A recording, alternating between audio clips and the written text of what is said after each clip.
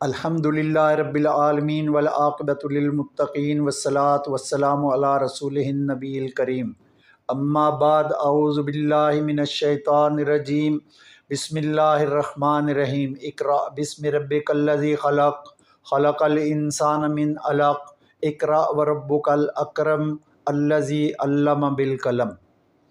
معزز سامعین، جس رات میں قرآن نازل ہوا وہ رات ساری راتوں سے افضل ہو گئی۔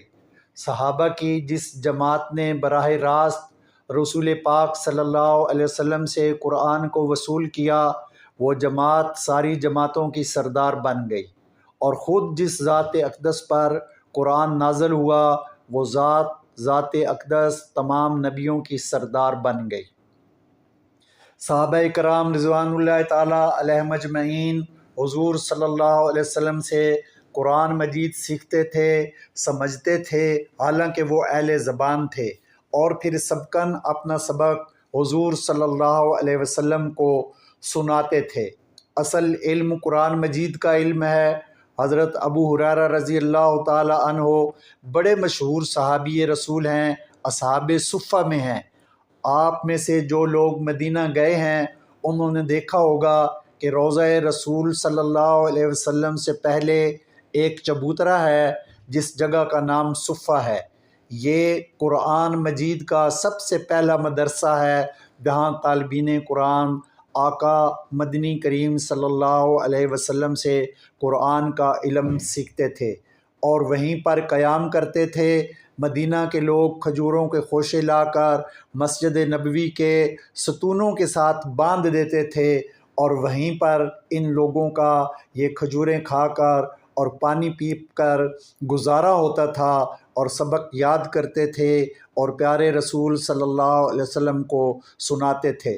سب سے زیادہ حدیث کے راوی حضرت ابو ہریرہ رضی اللہ تعالیٰ عنہ ہیں۔ نبی اکرم صلی اللہ علیہ وسلم بھی ان سے بڑی محبت فرماتے تھے۔ ایک دن آقا صلی اللہ علیہ وسلم نے ان سے فرمایا کہ ابو ہریرہ، مانگو کیا مانگتے ہو، مانگو، میں تمہارے بارے میں اللہ سے دعا کروں۔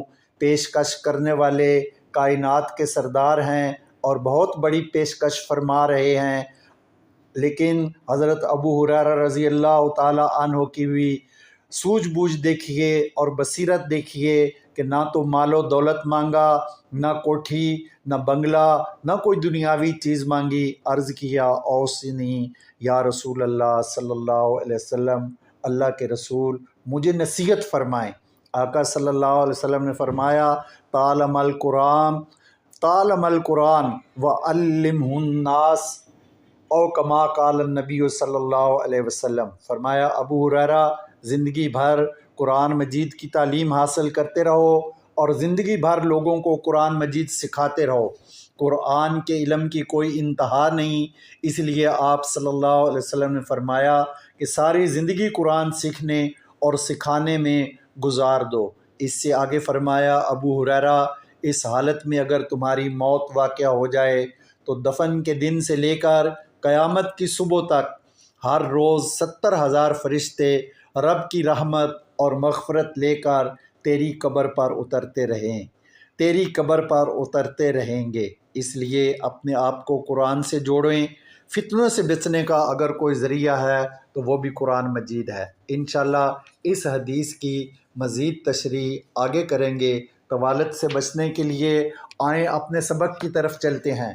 گزشتہ کلپ میں نے الف اور حمزہ کا فرق بتایا تھا اور حرکات اور اعراب کا فرق واضح کیا تھا، اور بتایا تھا کہ بنیادی حرکات زبر، زیر، پیش اور جزم 4 ہیں۔ اگر 2 زبر، 2 زیر اور 2 پیش کہیں اکٹھے استعمال ہوں تو ان کو تنوین کہا جاتا ہے۔ شد اور مد کا بھی عربی میں استعمال ہوتا ہے۔ زبر کو عربی میں فتحہ، زیر کو کسرہ اور پیش کو ضمہ کہتے ہیں۔ جس حرف پر فتح ہو وہ حرف مفتوح کہلاتا ہے۔ کسرہ والے حرف کو مکسور اور فتح والے حرف کو مضموم کہتے ہیں۔ اس کے ساتھ ہی بنیادی حروف یعنی روٹ ورڈز کے بارے میں بھی کچھ عرض کیا تھا۔ ان کو سمجھنے سے ہمارے لیے اردو مشترک مفہومی ترجمے کو سمجھنا آسان ہو جاتا ہے۔ بنیادی حروف کے فہم کا کو علم حاصل کرنا قرآن کے طالب علم کے لیے بہت ضروری ہے۔ قرآن مجید کے زیادہ تر الفاظ مختلف مادے سے بننے والی مشتقات پر مشتمل ہیں۔ بالکل اسی طرح اردو کے الفاظ بھی بنیادی مادہ پر مشتمل ہوتے ہیں۔ مثال کے طور پر حمد ایک لفظ ہے، اس کا مادہ ح، میم اور دال 3 حروف ہیں۔ احمد، حامد، محمد، محمود، حمید وغیرہ اس کی مشتقات ہیں۔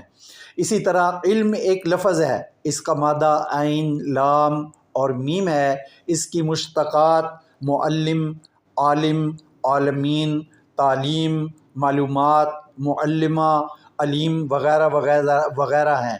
کسی بھی مادے میں مختلف حروف کے اردو الفاظ کے رد و بدل سے بننے والے مختلف الفاظ کو اس کی مشتقات کہتے ہیں۔ اگر آپ حمد سے بننے والے مختلف الفاظ یا مشتقات پر غور کریں گے تو پتہ چلے گا کہ ان تمام مختلف الفاظ یا مشتقات میں مشترکہ فہم حمد یعنی تعریف ہی ہے۔ بالکل اسی طرح جب آپ مادہ علم سے بننے والے مختلف الفاظ یا مشتقات پر غور کریں گے جیسے علیم، تعلیم، معلم وغیرہ، تو آپ کو پتہ چلے گا کہ ان تمام مختلف الفاظ یا مشتقات میں مشترک فہم علم یعنی جاننا ہی ہے۔ آئیں کچھ ذکر تثنیہ کا بھی کرتے چلیں۔ آپ جانتے ہیں کہ اعداد کے عنوان پر اردو انگلش میں صرف واحد اور جمع کا ذکر ہوتا ہے۔ ایک کے لیے واحد اور ایک سے زائد ہوں یا 2 ہوں یا 200 ہوں، ان کے لیے جمع کا لفظ استعمال ہوتا ہے، جبکہ عربی میں ایک کے لیے واحد، 2 کے لیے تثنیہ اور 2 سے زائد کے لیے جمع کا لفظ استعمال ہوتا ہے۔ اس کی تفصیلاً وضاحت ہم انشاءاللہ اپنے اگلے کلپ میں کریں گے۔ آپ سے درخواست ہے کہ قرآن فہمی کے اس قافلے کے ساتھ جڑیں، اوروں کو جوڑیں، ہمارے کلپ کو بار بار سنیں، سمجھیں، زیادہ سے زیادہ شیئر کریں، بیل آئیکن کو پریس کریں، چینل کو سبسکرائب کریں۔ مزید وضاحتوں کے لیے ہمارے تھمب نیل پر دیے گئے واٹس ایپ نمبر کے ذریعے ہمارے پروفیسر گوندل ترجمۃ القرآن گروپ میں خود بھی شامل ہوں۔ دوستوں، عزیزوں، رشتہ داروں اور جاننے والوں کو بھی اس قافلے میں شرکت کی دعوت دیں تاکہ دیے سے دیا روشن ہوتا رہے اور قرآن کا علم ہر فرد سیکھتا اور سمجھاتا چلے جائے۔ وآخر دعوانا ان الحمد للہ رب العالمین۔ السلام علیکم ورحمۃ اللہ وبرکاتہ۔